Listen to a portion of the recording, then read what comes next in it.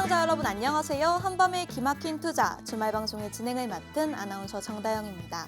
저희 방송은요, 주식 잘 알려주는 동네 백소오빠라는 코너로 진행되고 있는데요. 해외 증시 이슈와 투자 상품뿐만 아니라 히든 종목까지 드리는 방송이니까요. 끝까지 채널 고정해 주시기 바랍니다. 그럼 바로 오늘 출연자 두 분 만나 뵙도록 하겠습니다. 김정철 본부장님 그리고 칼리 전문가님 만나 뵙도록 하겠습니다. 안녕하세요. 네, 안녕하십니까. 반갑습니다. 네, 안녕하세요. 반갑습니다. 안녕하세요. 네, 설 연휴가 지나고 시장이 다시 반도체와 테크주들의 강세가 이어지고 있습니다. 시장이 조금씩 변하고 있는데요. 설 연휴를 잘 대비하신 분들은 큰 수익을 얻으셨을 것 같은데 다들 설 연휴 때 어떻게 보내셨는지 김정철 본부장님부터 네. 말씀 부탁드립니다. 설 때 이제 민족의 대명절 설 연휴 때 이제 좀 저는 좀 이제 행복하게 있고 싶었어요. 근데 설 연휴가 그렇게 행복하지는 않았어요. 행복하지 않았고 왜 행복하지 않았냐? 근데 제가 이제 괜찮은 점 뭐냐? 제가 원래 매년 새해 첫날 항상 해돋이를 보러 동해를 가거든요. 네. 근데 올해 1월 1일이 이게 흐려가지고 해돋이 못 봤어요. 그래서 그동안 좀 안 좋은 일이 너무 많았는데 네. 이번에 설날 때 해돋이 보러 갔습니다. 해를 청명하게 잘 봤어요. 일출을. 그랬더니 이번 주에 수익이 엄청나게 쏟아지고 있습니다. 제가 상한가를 지금 3개 연속 잡고요, 지금. 네, 지금 그런 상황인데 여러분 축제 분위기죠, 지금. 네. 오늘까지도 오늘 방송하고 있는 2월 16일 날도 또 TCC 스틸이 또 급등하는 바람에 요즘 하루에 하나씩 급등하고 있어요, 그냥. 상한가를 지난주 목요일 날 상한가 한미반도체 있었고 월요일 날 가온칩스 상한가, 화요일 날 네오셈 상한가. 화요일 날 가온칩스, 수요일 날 네오셈. 이렇게 상한가. 이렇게 상한가를 연달아 잡고 지금 너무 기분이 좋은데 다만 이제 설날 연휴 동안에 제가 바라는 요 HDC 현대산업개발이 주가가 폭락하지가 않아가지고 주가가 폭락해야 되는데 폭락 안 하더라고요. 근데 설날 연휴에 뭐가 있었냐면 우리 클리스만 한국 축구 대표 감독이 네. 설날에 빤스런 하셨어요. 저 미국으로 도망가셨거든요. 만 하루 반 만에 뭐 이렇게 성과 분석하겠다 해놓고 바로 미국 재택 성과 분석하려고 미국 갔어요. 근데 대단하신 것 같아요. 그래서 그러고 있는 사이에 이제 우리나라 축구 대표팀에서 갑자기 이상한 얘기들이 나왔죠. 뭐 선수들 간의 불화. 근데 이게 사실 중요한 게 아니거든요. 결국 그 선수들 간의 불화를 만든 감독이 문제인 거예요. 감독이 식사 시간에 2시간이나 주고 너희 마음대로 해라고 냅둬버리니까 그런 사태가 벌어지는 거 아니겠습니까? 근데 요게 이제 좀 재밌는 게 감독 얘기나 뭐 이렇게 전술 얘기는 그 축구협회가 대한축구협회가 지금 며칠 동안 인정을 안 하고 있어요. 근데 선수들 간의 불화는 2시간 만에 기다렸다는 듯이 인정하면서 심지어 더 많은 정보를 줬어요. 마치 자기들이 그거를 꼰질러서 뉴스가 나온 것처럼 만들어서 자기들이 이걸 덮으려는 듯한 덮었다라고 얘기 안 했어요. 덮으려고 한 듯한 그런 느낌을 주고 있다는 거죠. 국민들이 오해할 수 있게끔. 그래서 다시 한번 이제 주가를 다시 한번 볼게요. HDC 현대산업개발 보도록 하겠습니다. 불매운동이 곧 벌어질 거다. 제가 아까 이렇게 생각하고 있고요. 그래도 이게 주식 방송이니까 주식 얘기를 해야 되겠죠? 축구 얘기를 하는 게 아니라. 저는 이제 HDC 현대산업개발의 주가가 걱정돼서 그러는 거예요. 그래서 HDC 현대산업개발 보면은 오늘 또 3% 오르고 있어요. 근데 이거 조만간 꼬꾸라진다. 저 PBR 관련 주긴 한데 꼬꾸라진다. 그래 여러분들 HDC 현대산업개발 탈출해라. 이 길 다시 한번 드리도록 하겠습니다. 네. 네, 그럼 다음으로 칼리 전문가님 말씀 들어보겠습니다. 네, 일단은 보통 최근에 이제 좀 패턴 자체가 좀 잡혔었거든요. 이 코로나 이후서부터 해가지고 사실상 이제 폭락장이랑 이제 우리가 21년도에 이제 낙폭을 좀 크게 가져갔었던 한 해라든지 이제 22년도에 그렇게 이제 좀 나왔을 때 어떤 패턴이 좀 보여줬었냐면 우리가 지금 중국이랑 명절이 겹치잖아요. 네. 그래서 중국이랑 이제 설이라든지 이제 추석 이때 연휴 때 이제 우리 아시아 증시가 이제 휴장을 가져갈 때 보통은 이 휴장을 가져가기 전 한 3거래일 정도 전에 어떻게 보면 좀 이상할 정도로 의도적인 하락폭이 좀 많이 있었어요.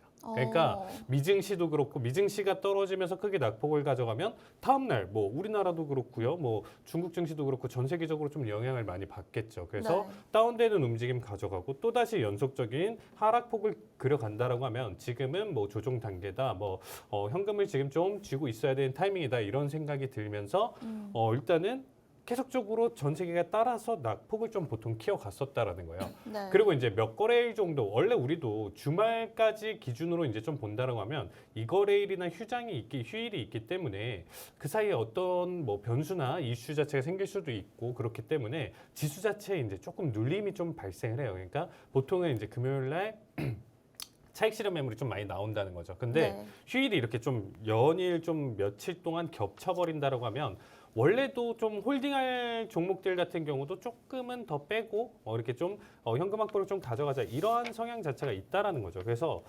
사실상 이번 설 기준으로 일단 좀 간단하게 좀 설명을 드리면요.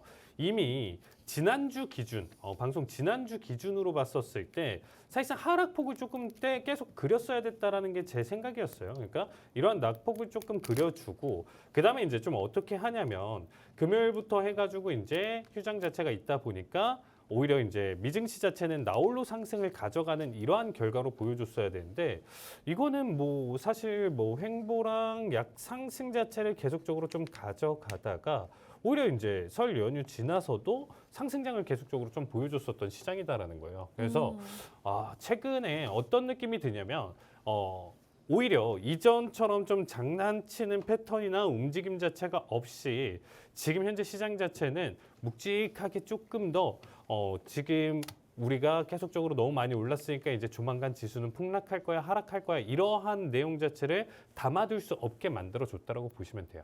그러니까 한동안 뭐 한도 끝 없이 올라간다는 없잖아요. 근데 네. 어느 정도 지금 당장에 우리가 2월 중순에 지금 좀 시장을 바라본다라고 하면 3월 달 제가 이전에도 사실상 1월 초 우리가 여기서 신년 뭐 얘기를 하면서 가져갔었을 때도 더 이상의 시장에 이제 큰 폭은 없다, 큰 낙폭은 없다. 횡보 장세 또는 추가 상승 정도는 앞으로 좀 보여줄 수 있고 3월 달 이후서부터는 그나마 일단 우리가 하락이나 움직임 자체를 좀 체크를 해볼 수 있고 본격적으로 이제 금리 인하 시기와 맞닥뜨리면서 이제 좀 넘어간다라고 하면 5월부터는 이제 좀 본격적으로 확실하게 우리가 하락, 매도세를 보여줄 수 있는 시장이다. 대신에 그 전부터 무리하게 지금 현재 무조건 하락장이야, 폭락장이야 이렇게 생각하시면 굉장히 매매가 다 꼬여요. 특히나 이제 선물 투자하시는 분들이 굉장히 많이 꼬일 수밖에 없는 상황이에요. 그래서 어떻게 보면 선물 투자하시는 분들 기준으로도 오히려 이제 크게 누른다라고 하면 매수 반등 따라가고 크게 상승을 보여준다라고 하면 하락폭을 따라 들어가는 전략 자체를 계속적으로 저도 세우면서 이번 한 주를 좀 대응을 했었는데 이번 한 주 정말 저도 재미를 좀 많이 봤습니다. 본부장님이 지금 연일 상한가를 계속적으로 가져가면서 종목을 보여드렸었는데 네. 저는 연일 계속적으로 매매를 성공을 크게 시키면서 어떻게 보면 이제 기분 좋은 어떻게 보면 이제 라이브 방송을 계속적으로 이제 좀 진행을 했었다 이렇게 보시면 될 것 같습니다. 그래서 이제 뭐 다음 주나 내용 자체도 이제 조금 궁금하실 수 있는데 제가 이제 매일 저녁마다 이제 노란톡방에서 이제 시장 브리핑을 드리고요. 방향성이나 이런 내용들 자체도 체크를 해서 좀 설명을 드리거든요. 네. 그래서 이런 부분에서 좀 힌트를 받으시고 최근에는 제가 이제 운영하는 이제 네. 노란톡방이 이제 좀 여러 개가 있는데 한쪽 톡방에서는 계속적으로 질문을 좀 많이 주시더라고요. 그래서 새벽 늦게까지 이제 좀 질문을 많이 받는 편이에요. 그래서 어떻게 보면 국내뿐만 아니라 좀 요즘은 좀 그런 질문들이 좀 많이 늘었어요. 그러니까 네. 해외 주식 그리고 이제 뭐 해외 선물이랑 이제 코인 쪽 얘기도 이제 좀 많이 하시는 편이에요. 왜냐면 워낙 지금 비트코인이 다시금 또 상승 흐름 자체를 좀 가져가다 보니까 네. 지금에 좀 알맞는 대응이나 어떻게 좀 가져가는지 공부를 어떻게 해야 되는지 이런 질문들이 좀 많이 있는데 궁금하시다라고 하면요 질문을 주시면 돼요. 개인 공부를 하시지 마시고요. 네. 어떻게 보면 질문을 통해서 계속적으로 학습을 이어가는 게 굉장히 좀 나중을 위해서도 굉장히 좀 도움이 많이 되시니까 좋은 정보나 내용 자체 찾으실 분들은 노란톡방 참여 부탁드리도록 하겠습니다. 네, 저희와 함께 하시고 싶으신 분들 참여 방법 안내해 드리겠습니다. 하단 QR코드 보이실 텐데요. 스마트폰 기본 카메라 어플 실행하신 후 이 QR코드에 가져다 대기만 하시면 저희와 함께 하실 수 있고요. 문자 참여 방법도 가능합니다. 샵 3989 내용의 주, 잘, 백 세 글자 보내주시면요. 저희가 참여 링크 문자로 전송드리도록 하겠습니다. 네, 그럼 본격적으로 한 주간의 주요 이슈들을 정리하면서 다음 주 투자 전략을 알아보도록 하겠습니다. 미국의 CPI 지표가 발표됐는데 CPI가 예상보다 높게 나오면서 상반기 금리 인하 기대감이 점점 멀어지는 것 같습니다. 시장은 그 충격을 금방 극복한 것 같은데요. CPI 지표 리뷰를 해보면 좋을 것 같습니다. 그럼 김정천 본부장님께 여쭤보겠습니다. 네, 일단 CPI 한번 보도록 하겠습니다. 자, 이번 CPI 갑자기 쇼크라고 이제 다들 생각을 하시는데 뭐 네. 쇼크는 맞아요. 뭐 쇼크가 아니지는 않는데 일단 한번 자세히 한번 보도록 하겠습니다. 일단 CPI 쇼크, 자 예상보다 강한 물가 상승률이라고 해놨는데 일단 주요 경제국 지표를 보시면은 이제 CPI가 발표한 날 그 경제국 지표를 보시면 아시겠지만 CPI가 원래는 우리 기대가 이제 2%대로 처음 들어오는 2%로 지금 몇 년 만에 들어오는 거냐 해가지고 2%대 물가 들어오는 걸 기대하고 있었는데 여지없이 헤드라인 CPI가 3.1로 나왔죠. 네. 2%로 지지 못했습니다.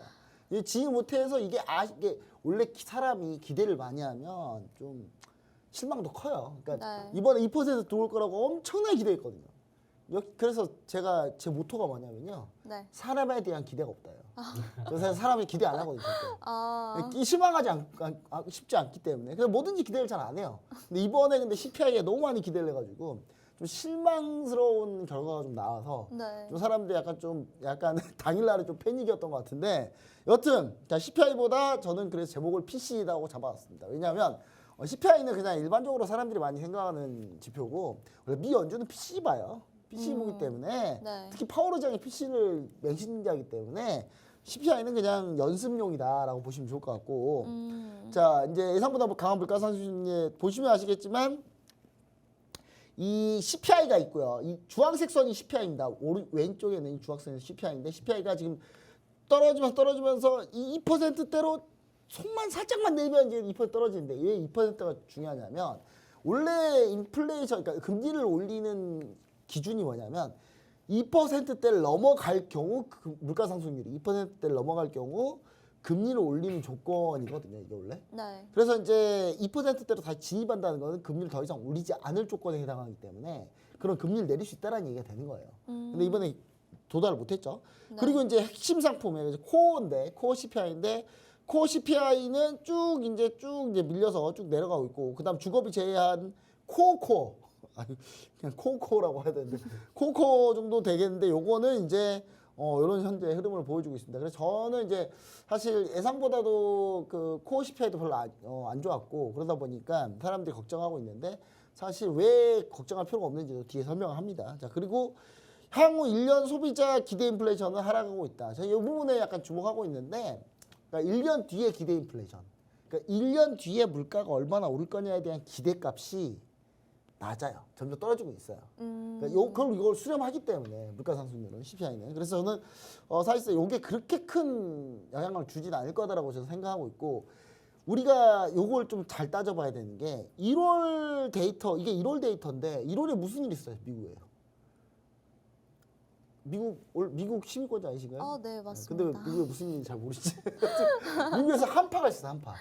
네. 한파가 있었기 때문에 물류 비용이 상당히 올라왔어요. 그러니까 그 부분을 좀 우리가 감안하면 일회성일 가능성이 또 높다라는 걸 좀 우리가 생각을 해봐야 되는 거고. 그 다음에 그 다음 장 보시면 CPI 쇼크가 이제 있었는데 이 1월 CPI 상승세의 주요 가장 큰 기여를 한 거는 주거비입니다. 주거비가 가장 많이 올랐어요. 주거비가 가장 많이 올랐는데. 전월 대비 상승률 기준으로는 헤드라인 물가 상승률의 약 76%를 주거비가 차지했고 근원 코어 CPI에서는 57%가 주거비를 차지했어요. 그러니까 이 주거비가 상당히 많이 끌어올린 거죠. 네. 이 주거비가 이제 원래 집값은 떨어지고 있는데 미국은 좀 달라요. 집값이 다시 오르고 있어요. 왜냐? 경기가 너무 좋아서. 빨리 미국 이미 가야 된다니까요. 우리나라 전혀 달라요. 딴 세계예요. 그리고 사실 임대료보다는 자가주거비하고 호텔하고 모텔 숙박료가 좀 올라 있다. 그 연초, 그러니까 해가 넘어가면서 네. 호텔에서 전체적으로 숙박료 올렸습니다. 미국에 있는 호텔들이 전체적으로 숙박료 올렸는데 저는 안 가봐서 잘 모르겠어요. 이번에 미국 가고 싶었는데 못 갔어요. 자, 그리고 여기 운송 서비스에서 보험료, 운송 서비스 보험료가 왜 올랐습니까?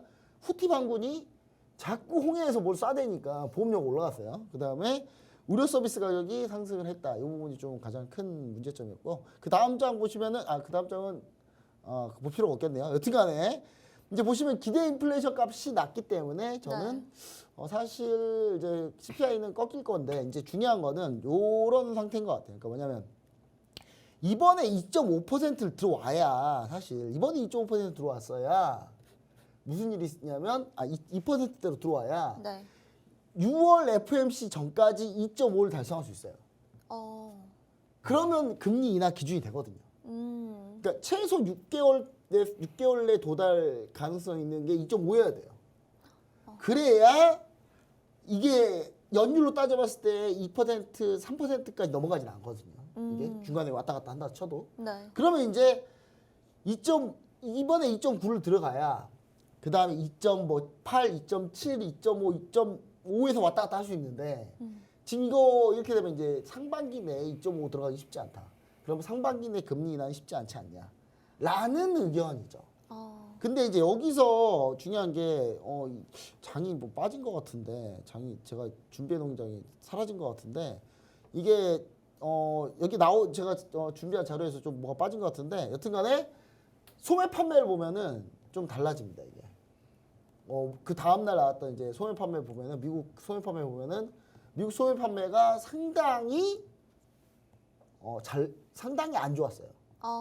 그러니까 미국의 이제 일반 소매 판매 상당히 안 좋았기 때문에 다음 달이나 그다음 월말에 발표하는 PC 같은 경우는 소매 판매가 워낙 안 좋았기 때문에 이거 물가 상승률 반영이 마이너스 될 가능성이 높다. 그럼 PC에 집중하고 있는 미 연준은 사실 이번 CPI는 크게 신경 안 쓸 수 있다라는 분위기가 네. 수목에 팍 퍼진 거죠 이게. 첫날에 쇼크 받았다가 큰일 났는데 이러다가 생각해보니까 이거 한파였고 그 다음에 이제 소매 판매 딱 지표 나오니까 소매 판매가 소매 판매가 이렇게 안 좋아? 갑자기 그게 한파였기 때문에 당연히 안 팔린 거예요 당연히. 네. 한파인데 밖에 나가면 얼어 죽게 생겼는데 밖에서 물건 사러 다니기 힘들잖아요. 그리고 뭐 미국은 이게 배송한다 그래도 배송이 불편해요 미국은 좀. 네. 땅이 커가지고 우리나라처럼 땅이 좁으니까 뭐 로켓 배송, 총알 배송하는 거지. 근데 이제 그러다 보니까 이제 사실 그 약간의 그런 부분들이 좀 반영이 돼서 네. 소매 판매가 좀 더 영향을 많이 미칠 PC 같은 경우는 사실 좀 기대봐도 된다. 그러니까 많이 올리진 않을 거다. 그러니까 지금 CPI가 지금 높게 나왔잖아요. 근데 CPI처럼 그 정도로 높게 올리진 않고 어느 정도 약간 정도 되돌린 정도에서 끝날 거다라는 기대가 조금 있습니다. 그래서 그것 때문에 이제 그렇다고 보시면 좋을 것 같고 여러분들은 그럼 이걸 어떻게 투자 전략 이용하느냐 간단합니다. 아니 금리 인하를 늦게 하면 좋죠. 먹을 게 더 많은데 여러분 금리가요 떨어지면요 지수가 안 좋으니까 금리 인하 할 거야 아마 계속.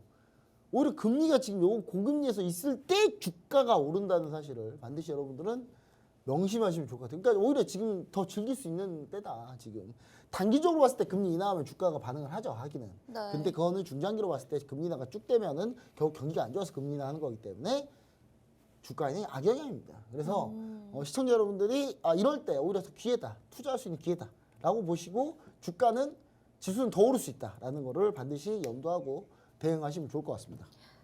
네, 그러면 CPI 지표 발표 때 지수가 급 변동했을 것 같은데 CPI 지표에 대한 칼리 전문가님의 평가와 해외 선물 트레이딩 어땠을까요? 네, 일단 뭐 본부장님이 자세히 설명을 해주셔서 일단 좀 간단하게 일단 좀 보신다라고 하면요, 확실하게 지금 일단은 좀 주춤하는 모습 자체가 지금 그래프상 좀 보여주고 있는 상황이죠.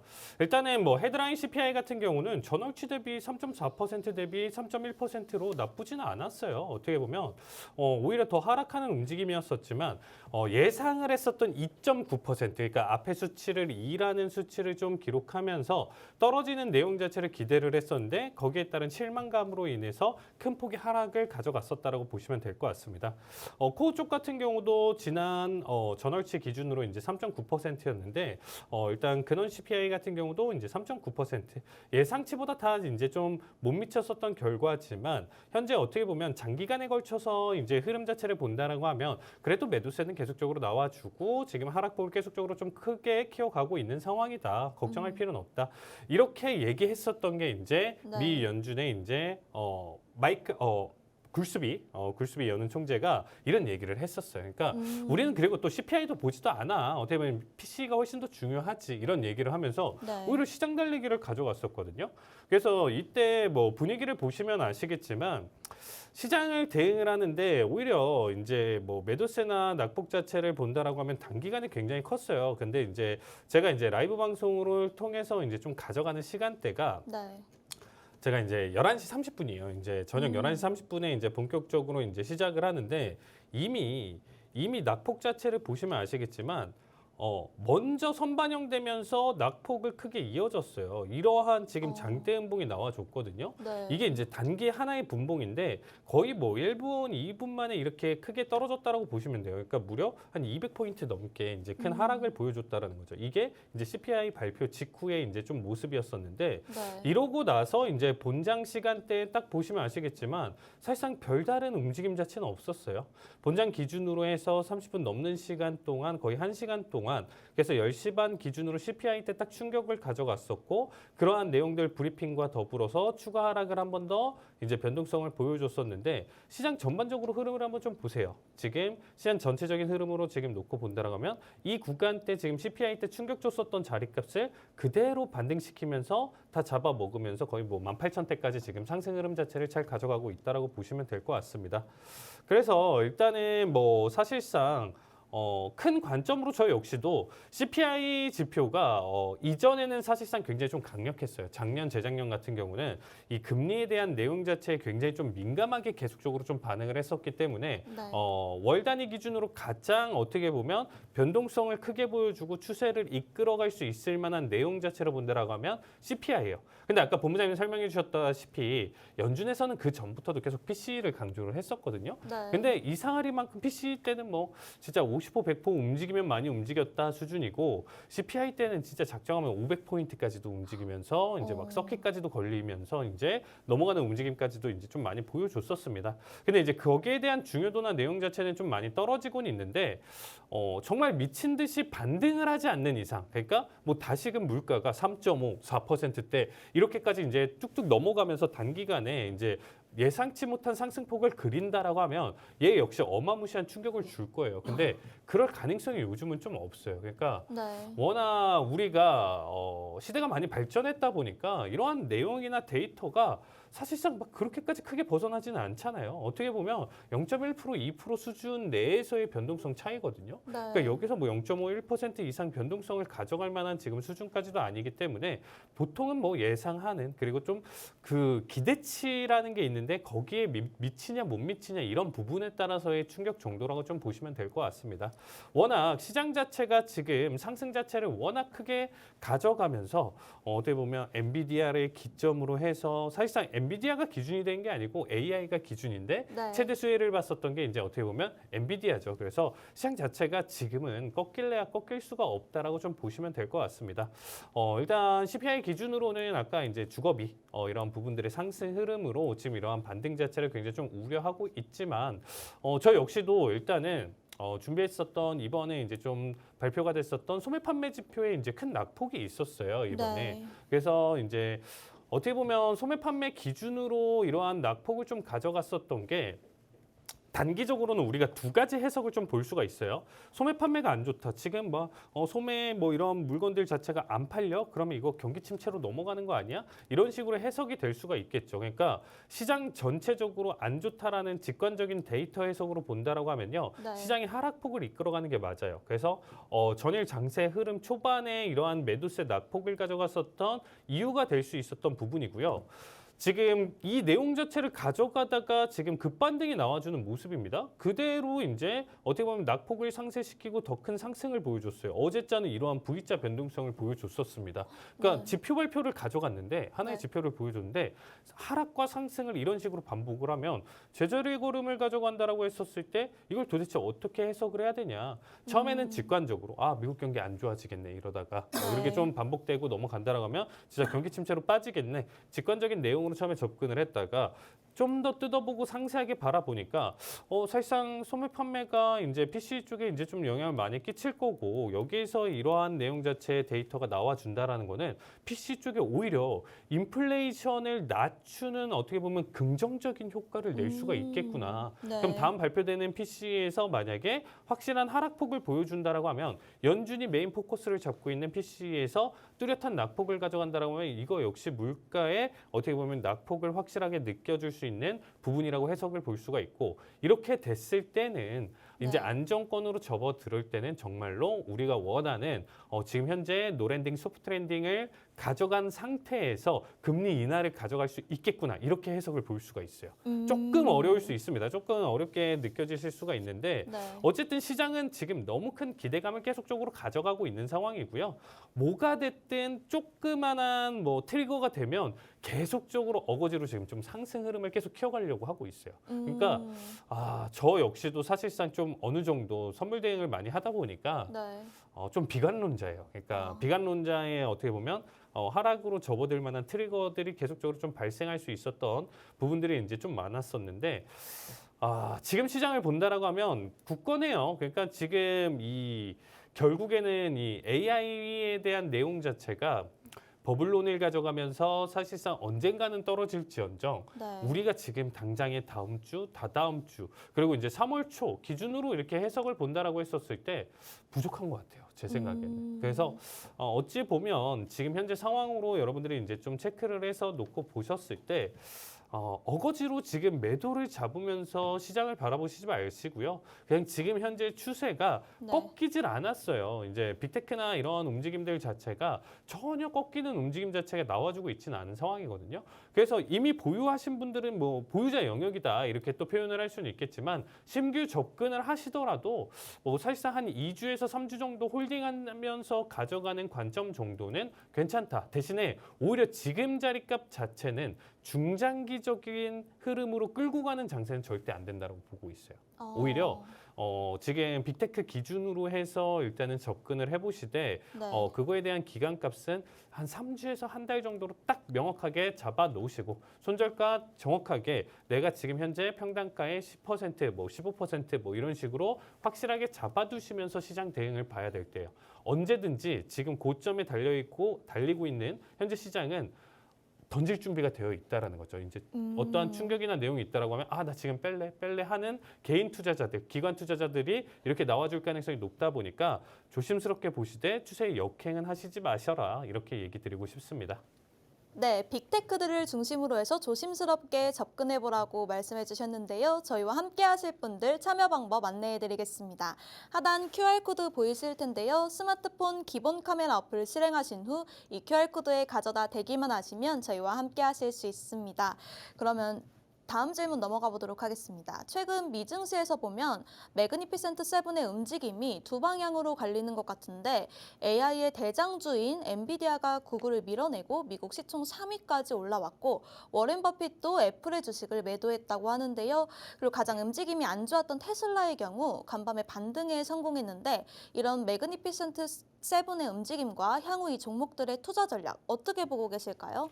네, 일단은 워렌 버핏이 이제 애플을 대량 매도를 했습니다. 네. 이제 20억 달러 정도 수준을 이제 대량 순매도를 가져가면서 시장에서 애플을 이 정도까지 매도를 했다라는 것 자체가 어떻게 네. 보면 우리가 빅테크 지금 현재 매그니피션트의 어떻게 보면 가장 큰 대장격인 애플을 이렇게 매도를 했다라는 거는 네. 조만간 시장이 무너질 것을 예측을 해서 이렇게 가져갔냐 이렇게 생각하실 수가 있는데 여러분들 전혀 아니에요. 왜냐면 여러분 우리 기준으로 봤었을 때 20억 달러 정말 말도 안 되는 금액이긴 하죠. 네. 표현할 수 없을 정도로 말도 안 되는 금액인데 그만큼 많은 자본을 가져가고 대응을 하는 게 버크셔 해서웨이예요. 그러니까 이미 이렇게 팔아서 어떻게 보면 지금 쉐브론이랑 옥시덴탈 페트롤리움에다가 이제 어떻게 보면 투자를 지금 좀 가져간 건데 이전부터 사실상 워렌 버핏이 정유주를 좀 좋아했어요. 네. 정유주 관련으로도 이미 매집을 좀 계속적으로 가져갔었고 조금 더 추가적인 비중 자체를 늘렸다라고 보시면 되겠습니다. 그래서 지금 PPT를 보시면 아시겠지만 이제 탑셀 기준으로 이제 좀 판단을 해봤을 때 애플의 이제 도드라진 어떻게 보면 청산 움직임 자체가 있었지만서도 사실상 전체적으로 지금 현재 비중 포트에 대한 비중을 한번 좀 살펴보시면요. 애플이 전체 비중의 50%가 넘어요. 그러니까 이렇게 팔았어도 네. 50%가 넘는 수치를 지금 유지를 하고 있다라는 거예요, 여러분들. 그래서 전혀 걱정하실 필요는 없어요. 이미 이렇게 많은데 우리가 포트를 짤 때 아나운서님 이미 종목들을 여러 가지를 가져가면서 우리가 포트폴리오를 짜잖아요. 종목 이제 주가를 이제 가져갔었을 때 이렇게 네. 섹터별로 해가지고 가져가는데 하나의 비중 자체가 50% 넘는 것 자체도 굉장히 많이 편중돼 있는 거예요, 이미. 그러니까 사실 가격대가 이미 수익도 크게 많이 가져갔었고 어느 정도 덜어내면서 포트폴리오 리밸런싱을 가져가고 다른 종목으로 투자를 하는 게 맞는 거거든요. 네. 그러니까 애초부터 비중 자체가 50%를 가져가고 나머지를 1의 자리 숫자로 이렇게 가져가는 것 자체도 굉장히 비대칭적이다라고 보시면 될 것 같습니다. 그래서 이번에 대한 내용 자체 그리고 애플에 대한 주가에 대한 지금 뭐 걱정이나 이런 부분들은 네. 꼭 우리가 흡사 TV를 보면서 저 연예인 어떻게 불쌍해, 못 살 것 같아, 뭐 네. 어떻게 뭐 도와줘야 되나, 후원해줘야 되나, 연예인 걱정하면 안 된다라고 많이 배우셨죠. 그러니까 네.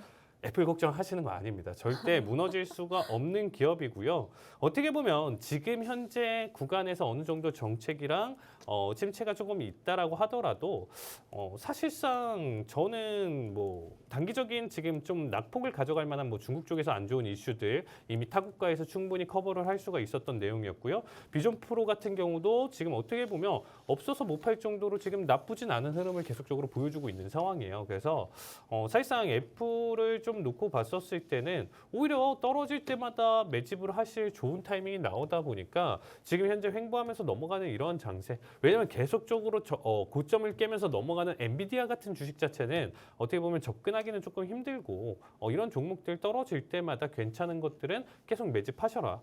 제가 가장 아까웠었던 거는 이전에 방송, 우리 TV 방송에서 제가 400달러대 들어오면 엔비디아 매집하셔라.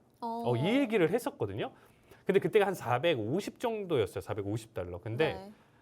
딱 400달러 10% 정도 더 조정만 나왔으면 됐는데 그거 안 주고 지금 700 몇십 달러까지 올라왔어요. 그러니까 더 이상은 신규 접근은 나머지 종목들은 안 되고 어떻게 보면 애플 같은 경우는 지금 좀 매집 타이밍이라고 좀 보시면 될 것 같습니다. 그리고 이제 영화 빅쇼트의 주인공인 마이클 버리도 이제 좀 보시면 아시겠지만 네. SOXX 이제 반도체 관련 ETF인데 이쪽에 지금 어떻게 보면 순매도세를 좀 많이 가져갔다. 대량 이제 매도를 조금 가져갔었던 모습이 굉장히 좀 눈에 띄게 일단 좀 볼 수가 있는 상황이었습니다. 그래서 조만간에 지금 일단은 또 다시 우리가 빅쇼트를 예상할 수 있는 결과냐 아니냐 아직은 아닌 것 같아요. 나머지 종목들의 이제 비중이나 이렇게 좀 리밸런싱하는 과정에서 본다라고 하면요 조금 떨어졌었던 종목들로 이제 좀 이동을 하면서 포트 변경하는 수준으로 일단 좀 보시면 될 것 같고요. 이러한 두 내용 자체를 이제 좀 판단을 해서 놓고 봤었을 때는 여전히 빅테크 내용 자체는 아직까지 좀 건재하다. 지금 애플 같은 경우도 지금 현재 최근에 조금 낙폭은 가져가지만 이미 차트를 한번 보세요. 얘가 지금 어디서부터 올라왔고 애플 같은 경우는 지금 현재 고가권에서 지금 그냥 단기적으로 여기서 지금 기간가 조정 살짝 받아주고 있는 정도라고 보시면 될 것 같습니다. 그래서 사실상 하락폭이 크게 이어진다라고 하더라도 오히려 이제 계속적으로 저점 매수가 가장 강력하게 들어올 수 있는 종목이기 때문에 애플 주식 정도는 내가 평생 계속적으로 가져간다라는 관점으로 좀 모아간다라는 개념으로 일단 좀 가져가시는 거 좀 추천드리고요. 마이크로소프트 정말 괜찮습니다. 제가 이렇게 올랐음에도 불구하고 이전에 유일하게 지금 제가 440달러대까지 계속적으로 좀 가져갈 가능성이 높다라고 했었던 종목 자체가 마이크로소프트예요. 네. 최근 뭐 AI나 내용 자체 이슈로 본다라고 하면 오히려 더 대장격으로 계속적으로 좀 받쳐주고 있는 모습인 것 같아요. 거기에 따라서 이제 구글 같은 경우는 조금 치면서 낙폭 하락세를 조금 보여주고 있는 상황인데 구글 자체는 지금 조금 접근하시는 건 좀 안 좋다고 생각해요. 이 이슈가 좀 나와주면서 네. 오히려 이제 마이크로소프트가 고공행진을 가져가는 이 내용 자체를 신규로 따라 들어가시는 게 맞지. 구글은 조금 접근하시기 힘들다라고 보시면 될 것 같고, 그 다음에 이제 테슬라인데, 테슬라 제가 정말 아쉬워요. 일단은 조금 더 낙폭 자체를 좀 힘있게 더 키워갔어도 괜찮은데 여기 구간에서의 정체와 반등 자체가 조금 크게 이어진 상황입니다. 그래도 제 생각에는 좀 당분간 이 상승을 빌미로 해서 지속적인 상승으로 다시금 올라가기는 힘들다라고 좀 보여주고 있고요. 네. 오히려 지금 200달러까지 올라왔다. 기존에 만약에 보유자다라고 하시면 지금 딱 200선에서 좀 정리를 가져가시는 게 좋지 않을까라고 조심스럽게 예상해보고 있습니다. 테슬라는 딱 적정 주가가 저는 120달러 부근대에서 딱 매집하는 게 가장 좋다라고 생각하고 있고요. 네. 이거 역시 저 역시도 많은 비중을 놓고 투자를 할 생각이에요. 이 테슬라 같은 경우는 여기 구간대는 정말 매력적이라고 생각하고 있거든요. 네. 근데 이제 기다리는 만큼 조금 안 주고는 있는데 굳이 뭐 무리하게 이거를 계속 보면서 떨어져라 할 필요는 없고 제가 이제 매일매일 체크를 하면서 이제 노란톡방에서 브리핑 드리니까 노란톡방에 참여하신다라고 하면요 이러한 내용들 자료들 많이 가져갈 수 있기 때문에 많은 참여 부탁드리도록 하겠습니다. 네, 칼리 전문가님이 애플 걱정은 하지 않아도 된다라고 하셨는데 이런 매그니피센트 세븐의 움직임에 따라서 국내 증시의 관련주들의 희비가 엇갈리고 있습니다. 국내 증시에서도 반도체 관련주들이 급등을 하고 있는 반면에 애플 관련주들은 연일 약세를 면치 못하고 있는데 반면 테슬라 관련주인 2차 전지 업종은 조금씩 반등을 계속 보여주고 있습니다. 관련주들 국내 증시 투자 전략 어떻게 보고 계시나요, 네, 본부장님? 일단 매그니피센트 세븐이 네. 원래는 여러분 그게 뭐냐면요. 원래 이것도 저 원류를 좀 알아야 돼요. 매그니피센트 세븐이란 말이 어디서 나온 말이냐면 네. 일본의 구로자 아키라 감독이 영화가 나왔던 그 사무라이의 7인, 7인의 사무라이 그거를 미국에서 리메이크를 합니다. 네. 리메이크를 해가지고 그거를 매그니피센트 세븐이라 해가지고 약간 그 서부 영화로 약간 리메이크를 해요. 네. 근데 최근에 이게 다시 또 리메이크 됐는데 이게 그 매그니피센트 세븐이라 해가지고 이병헌 씨가 나오거든요. 여기. 네. 예, 그 영화 보시면은 이제 이 매그니피센트가 위대한 약간 이런 뜻인데 경이롭고 위대한 이런 뜻인데 그만큼의 그 이제 큰 종목들이라는 거죠. 예, 그러니까 빅테크라고 볼 수 있는데 네. 근데 이 매그니피센트 세븐에서 약간 희비가 좀 엇갈리고 있는 거 맞아요. 그래서 이제 최근에 주가를 보면은 엔비디아 주가하고 테슬라 주가를 보면은 이거 진짜 이거 격세지감이다 이런 생각 들고요. 그 다음에 엔비디아가 결국 시가총액 계속 상승하면서 미국 시가총액 기준으로는 지금 구글을 제쳤는데 사실 엔비디아 이런 강세 사실 구글도 사실 강세예요. 구글 여러분 알파벳 차트 보시면 아시겠지만 알파벳 구글이 주가가 밀린 게 아니에요. 근데 네. 엔비디아가 너무 가파르게 올라오니까 이거 답이 엔비디아가 미친 듯이 올라오니까 이게 답이 없는 거예요. 그리고 마이크로소프트도 애플을 지금 이겨낸 상태고 네. 그러니까 지금의 트렌드가 뭐다? AI다 결국은 AI 안 하면 답이 없다 이거 이렇게 지금 보고 있는 거죠. 그래서 지금 현재 트렌드가 그렇다는 거고 애플이 그러면 최근에 주가가 안 좋냐? 살짝 밀렸어요. 밀렸는데 문제는 뭐냐면 애플이 AI가 좀 늦었어요. 그러니까 AI를 안 하는 게 아니라 늦은 거죠 좀. 네. 했는데 그렇게 열심히 안 했어요. 지금 바쁘니까 지금 아이폰 팔기도 바빠 죽겠는데 물론 제가 지금 아이폰하고 제가 갤럭시 다 써보고 있지만 갤럭시에서 다 써보고 있지만 전 아이폰이 뭐가 좋은지 잘 모르겠어요.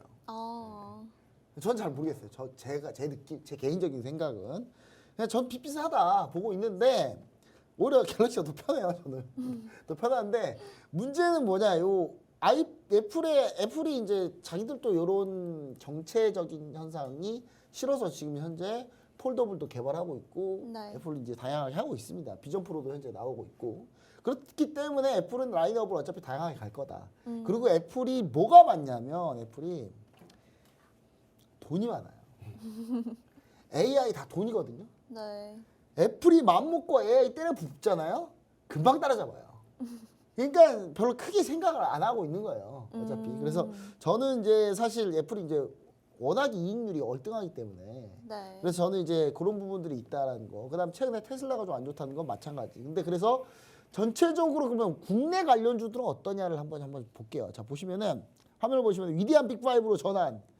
위대한 빅5가 이제 위대한 매그니피센트인데 여기서 세븐에서 빅5로 바뀌었죠. 세븐에서 빅5로 바뀌었어요. 빅5 바뀌었는데 이 두 개가 뭐가 탈락했냐? 일단 애플 좀 쉬고 있어라. 테슬라 너는 좀 많이 쉬어라. 이렇게 해서 상태고요.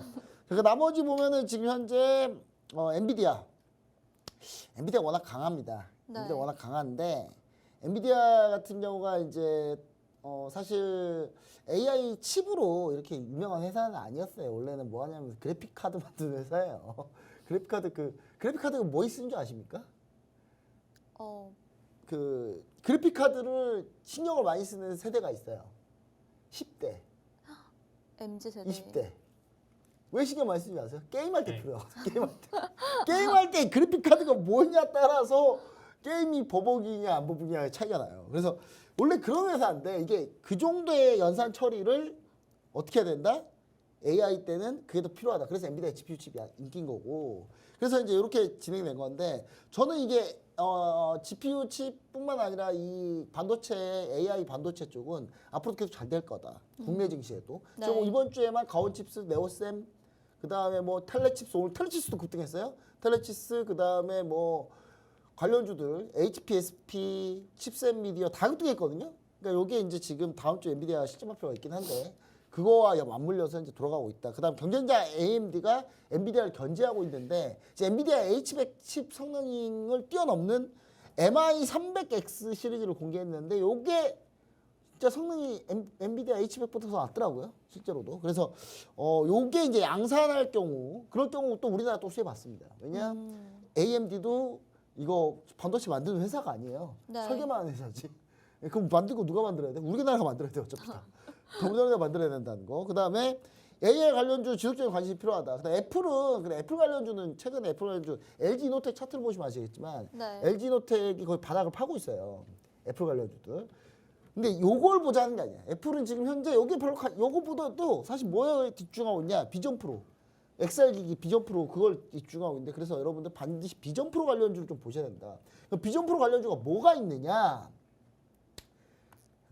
이거 히든 종목인데 노란통매시 오픈제트만 들어오시면 제가 알려드릴 거고. 자, 테슬라는 그럼 어떻게 됐냐? 테슬라 신봉자들을 뭐라 그러냐면 테슬람이라고 하거든요. 이슬람 테슬라 합쳐가지고. 근데 2차전지는 이제 일부 트레이딩 전략인데 우리나라가 오늘 2차전지가 좀 올라왔어요. 최근에 올라왔는데 그래서 저는 이 2차전지 같은 경우는 일부 관련주들 정도만 보자. 이렇게 좀 얘기 드리고요. 자, 그 다음에 새로운 엔비디아 관련주가 하나 또 있습니다, 여러분. 여러분, 그 테슬라 관련주나 2차전지나 애플 관련주도 당분간 보지 마시고 비전 프로 관련주 정도만 보시고 그 다음 장 보시면 이제 새로운 엔비디아 관련 다음 주에 엔비디아 실적 발표하거든요. 이 관련주가 하나 있는데 요거 인베디드 시스템이라고 하는 이 솔루션 플랫폼을 제공하는 회사인데 마이크로소프트하고 인베디드 파트너십을 체결했어요. AI 관련주입니다. 그럼 현대오토웨버가 AI 자율주행하잖아요. 이 모빌진을 국내 단독 총판을 하고 있는 회사인데 이 회사가 저는 새로운 엔비디아 관련주가 될 거다. 최소한 엔비디아 비슷하게 올 거다. 아직 시작도 안 했습니다, 이 회사는. 그래서 요거를 반드시 노란토메시 오픈 채팅방에서 국내 주식입니다. 반드시 확인하시기 바랍니다. 네, 그럼 바로 여러분들이 칼리 전문가님의 실전 매매가 너무 궁금해하실 것 같아서 저희가 오늘도 하이라이트 영상 준비해봤으니까요. 지금 바로 한번 보고 오도록 하겠습니다. 자, 31자리값 매수 체결. 자, 499자리값 커팅. 자, 65까지 한 번에 날아가네요. 좋습니다. 자, 79간. 자, 49간 나왔고요. 15,579 1차 청산 봐주시면 될 것 같습니다.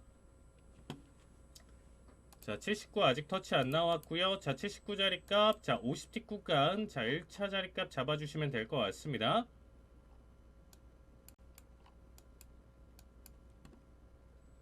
자, 79자리값 터치. 자, 80까지 넘겨주면서 자, 일단은 매수에 강하게 나와주는 움직임 계속적으로 보여주고 있습니다.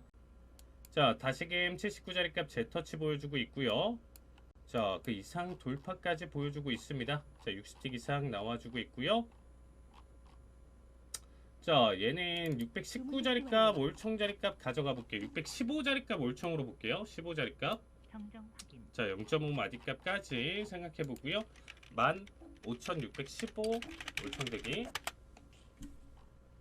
자, 원래 382자리값. 자, 그래서 79자리값이 사실상 자, 좋은 청산 자리값 맞죠? 자, 맞는 자리값 터치 나와줬고요. 자, 힘 키워가고 있는 모습이기 때문에 자, 615짜리 값 터치 좋습니다. 자, 청산 나와주면서 자, 85T 수익 축하드립니다. 자, 59짜리 값 매도 체결. 자, 일단은 71짜리 값 커팅 볼 수 있을 것 같고요.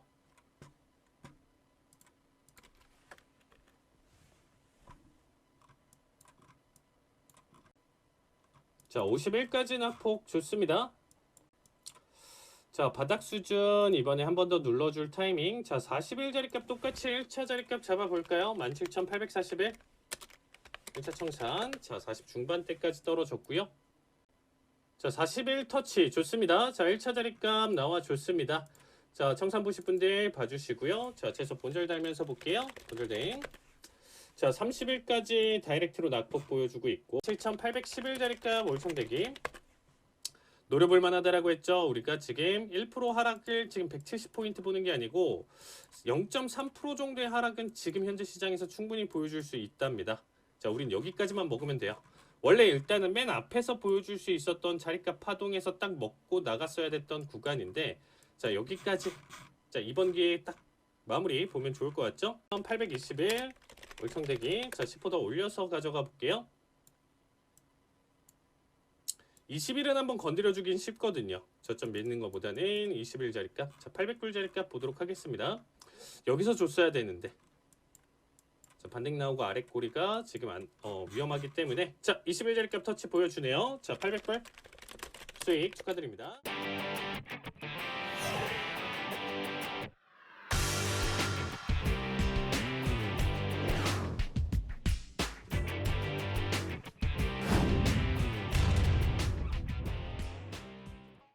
네, VCR 영상 잘 봤습니다. 그럼 바로 다음으로 해외 선물 상품별 투자 전략 세워보겠습니다. 칼리 전문가님 부탁드립니다. 지금 일단은 크루드 오일인데 최근에 이제 상승 뒤에 다시금 큰 낙폭을 가져가면서 오히려 이제 좀 매도로 빠지려는 움직임까지도 이제 좀 같이 보여주고 있는 상황입니다. 사실상 근데 이제 추세상으로는 이제 지속적인 상승 탄력을 저는 조금 더 보여줄 것이라고 예상을 하고 있어요. 그래서 이 382 자리값 구간대 눌러주고 나서의 재돌파 자리값은 기본적으로 지금 최소 90일까지 계속적으로 달려갈 가능성이 높은 자리값으로 일단 좀 바뀌었다라고 보시면 될 것 같아요. 특히나 이제 최근에 워렌 버핏의 이제 정유주 관련 비중 자체를 굉장히 좀 높였었다라는 점 자체도 어떻게 이러한 부분들 자체를 조금 생각을 하면서 좀 접근을 하지 않았을까라는 생각도 같이 들고 있습니다. 그래서 오히려 이제 인플레이션에 조금 악재긴 하지만 오일 가격 자체는 지금 어쨌든 나와져 있는 데이터나 내용 해석으로 이제 좀 판단을 해보신다라고 하면요. 오히려 91달러대까지 다시금 좀 강한 상승 흐름 자체를 이어갈 가능성이 높다 정도로 봐주시면 좋을 것 같습니다. 일단은 골드 같은 경우는 이제 제가 지난번에 이제 정확하게 예측 드렸었던 내용대로 추세 자체 빠질 것이고 2,000달러대까지도 이제 이탈을 좀 보여줄 가능성이 높다라는 얘기를 좀 드렸었는데 그대로 낙폭을 지금 좀 가져가고 있었던 상황이에요. 앞에서 좀 리테스트 자체가 이제 조금 부족하긴 했었지만 매도세나 내용 자체 지금 충분히 좀 보여주고 있는 상황인데 조만간 이제 좀 재반등을 좀 할 만한 자리값이라고 또 보여주고 있습니다. 그래서 2,000 자리값은 지지를 받으면서 추가 상승 가능성 계속적으로 좀 보여주다 보니까 오히려 이제는 좀 매수 접근으로 이제 해석을 좀 보시는 게 좋을 것 같고요. 나스닥은 정말 할 말은 없는데 우리가 이 차트를 딱 보신다라고 하면요. 그냥 21선 깨기 전까지는 우리는 매수 홀딩에 대한 관점 해석으로 시장 계속적으로 좀 편하게 지켜보셔라. 이렇게 좀 얘기를 좀 드리고 싶습니다. 자, 마지막으로 구리고요. 구리 같은 경우는 제가 지난주에 이제 3.5대까지 하락 가능성 있다라는 얘기를 드리면서 매도세에 대한 추세 지금 얘기를 좀 드렸었는데 뭐 아직까지는 끝난 건 아니에요. 지금 현재 자리값 기준으로 중시값 3.78달러대 지금 돌파하지 못한다라고 하면요. 지속적인 하락 추세 다시금 급락 가능성이 있으니까 구리 같은 경우는 매도 대응 자리값으로 봐주시면 좋을 것 같습니다. 네, 칼리 전문가님 말씀 잘 들어봤습니다. 저희 한밤 주잘백에서 준비한 내용은 여기까지입니다. 본 방송에서 제공하는 정보는 투자 판단에 대한 참고 자료일 뿐이며 해당 종목의 가치 또는 상승과 하락을 보장하지 않습니다. 저희는 내일 밤 11시에 다시 찾아뵙도록 하겠습니다. 시청해주신 여러분 고맙습니다.